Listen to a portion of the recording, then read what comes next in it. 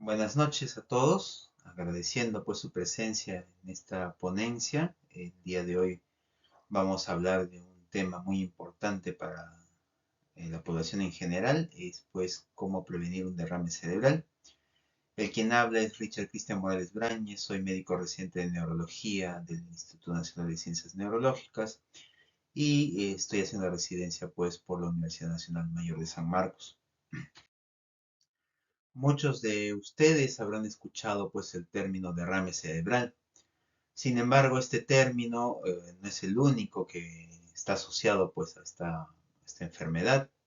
También puede ser pues que hayan escuchado los términos ictus, infarto cerebral, trombosis, embolia o apoplejía. Todos estos términos son básicamente lo mismo, ¿no? El término más conocido por ustedes es el tema de derrame cerebral. Ese término de ictus o derrame cerebral, también conocido para los médicos como enfermedad cerebrovascular, se refiere pues a todo aquel trastorno que compromete la circulación en el cerebro y que por lo general tiene pues un comienzo brusco, es súbito. Cuando hablamos de los ictus o del derrame cerebral podemos hablar de dos tipos de ictus. Uno, que lo que va a ocurrir es que el flujo de sangre que se da hacia el cerebro, hacia una parte del cerebro, se interrumpe de forma brusca y eso pues se conoce como un infarto cerebral. El otro tipo de ictus o de derrame cerebral es aquel que se produce cuando hay la ruptura de una arteria o una vena en el cerebro, lo cual va a producir una hemorragia cerebral. Entonces, esos son los dos tipos de ictus o de derrames cerebrales que existen pues para la medicina. Ahora, ¿por qué es importante y necesario hablar de este tema?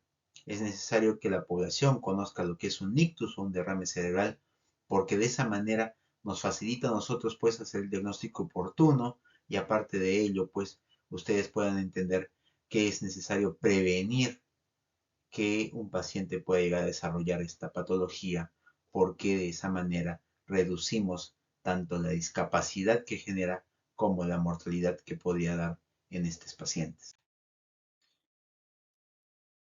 Todo 29 de octubre, ya desde hace muchos años, se celebra lo que es el Día Mundial de la Lucha contra el Ataque Cerebrovascular, y es que se ha visto que esta enfermedad tiene una alta carga de afectación. Por ejemplo, es considerada la segunda causa de muerte a nivel mundial, la primera causa de discapacidad también a nivel mundial. En pacientes adultos mayores es considerada la segunda causa de demencia y en nivel general es considerada la primera causa de años de vida potencialmente perdidos, es decir, es la primera causa de discapacidades que nos impide llevar pues una vida productiva, limitando tu calidad de vida. Justo ocurre, pues, o el grupo más expuesto en este grupo de edad, de 40 años en adelante, que es la etapa más productiva de la vida. Si imagínate que ocurra, pues, un infarto que te dañe el cerebro a esta edad, eso va a limitar tu calidad de vida, va a generarte una gran cantidad de años que vas a cargar una discapacidad física y también mental, sin contar todos los impactos que vas a tener a nivel familiar, social y económico. Ahora, ¿por qué ocurre un ictus? En realidad, existen pues algunos factores que nosotros conocemos como factores de riesgo. Hay algunos factores que no podemos modificarlos porque son inherentes a nosotros. Por ejemplo, la edad.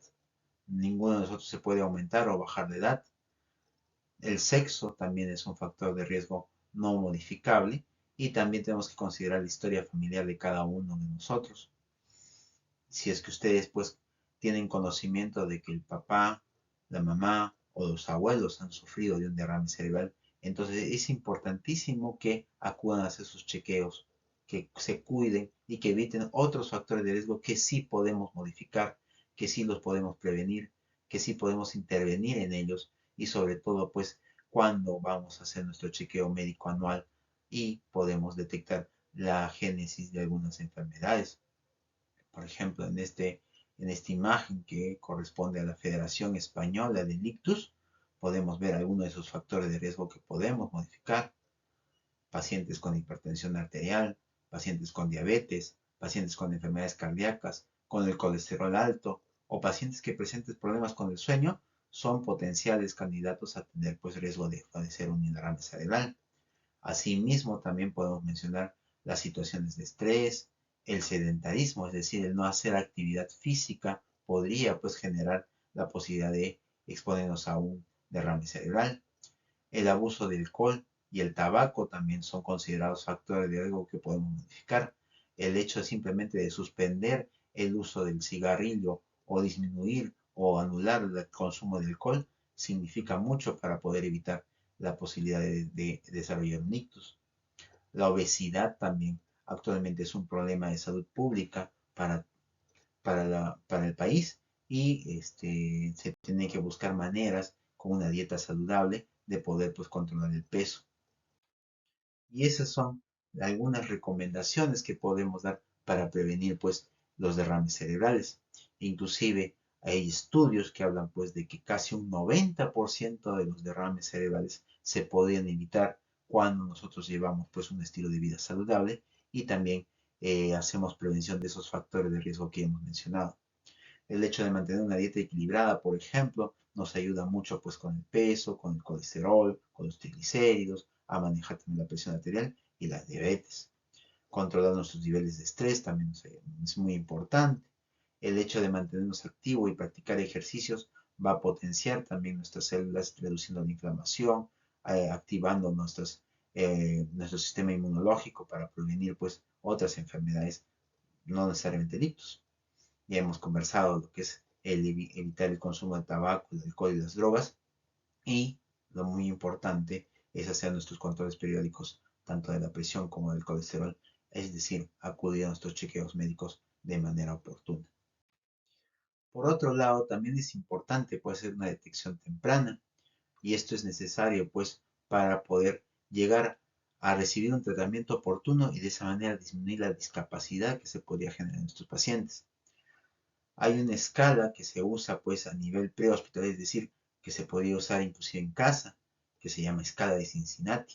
Si ustedes tienen a un familiar, amigo, conocido, vecino, qué sé yo, en el cual ustedes detectan cualquiera de estos signos, por ejemplo, el que desvíe pues de manera brusca la comisura alveolar, es decir, que se le caiga la cara, por ejemplo, o que presente pues la pérdida de fuerza de un brazo, se le cae el bracito cuando ustedes le piden que levante los dos, se le cae el bracito. O pues presenta alteración en el habla, es decir, cuando empieza a hablar no se le entiende lo que habla, eso podría pues estar asociado a la presencia de un derrame cerebral. Algunos dicen pues que bastaría que uno de ellos sea positivo, sí que esté presente uno de ellos, para que podamos decir que casi un 72% tenga la probabilidad de que se trate de un derrame cerebral. ¿Qué hacer en ese contexto? Inmediatamente acudir a un servicio de emergencia, ya que ahí el médico evaluará al paciente y si confirma el diagnóstico, tiene pues aproximadamente un periodo de 4.5 horas para poder usar un medicamento que ayudaría pues en algo a revertir esa obstrucción del flujo sanguíneo, ¿no? Entonces es importante considerar esto. Hemos tenido casos en los que los pacientes han esperado 12 o 24 horas y ya pues este tiempo que es muy valioso para nosotros ya se ha perdido. Nosotros usamos la regla de oro, la hora de oro, en donde desde que se inician los síntomas tenemos aproximadamente una hora en hacer una cierta cantidad de tareas para poder llegar pues a administrar este medicamento y con ello mejorar el flujo sanguíneo a nivel del cerebro. Entonces es importante que ustedes entiendan de que si es que notan algún signo de lo que ya hemos mencionado, acudan inmediatamente a un centro de salud que pueda contar con especialistas que puedan evaluar al paciente. En conclusión, hay que entender de que cuando hablamos de prevenir el ictus, hay que mencionar que debemos mantener una vida saludable para de esa forma evitar los factores de riesgo que son modificables, ya hemos conversado pues de ellos. Es importante conocer lo que es un derrame cerebral porque de esa forma pues evitamos la discapacidad y la mortalidad del paciente que sufre uno de estos infartos cerebrales y eso depende mucho del tiempo de enfermedad y del diagnóstico oportuno. Estamos hablando de que tenemos una ventana para aplicar tratamiento en las 4.5 horas y de esa manera poder ayudar a nuestro paciente. Bueno, eso sería todo lo que queremos conversar el día de hoy. Muy buenas noches.